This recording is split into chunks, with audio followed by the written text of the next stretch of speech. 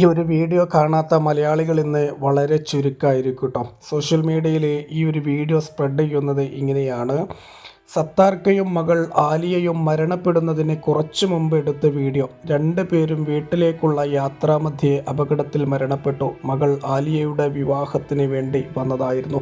നെടുമ്പാശ്ശേരി എയർപോർട്ടിൽ മകൾ ഉപ്പാനെ സ്വീകരിക്കുന്ന വീഡിയോ ആണ് കേട്ടോ ഇത്. ഈ രണ്ടുപേരും ഈ ഒരു ലോകത്തോട് വിട പറഞ്ഞിട്ടുണ്ട്. ഇനി നമുക്ക് ഇവർക്ക് വേണ്ടി ചെയ്തു കൊടുക്കാൻ പറ്റുന്നത് ആത്മാർത്ഥമായിട്ടുള്ള പ്രാർത്ഥനയും മയ്യത്ത് നമസ്കാരവുമാണ്.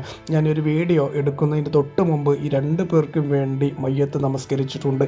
നിങ്ങളും ഈ ഒരു വീഡിയോ കാണുകയാണെങ്കിൽ തീർച്ചയായിട്ടും ഇവർക്ക് വേണ്ടി ഒരു മയ്യത്ത് നമസ്കരിക്കുക.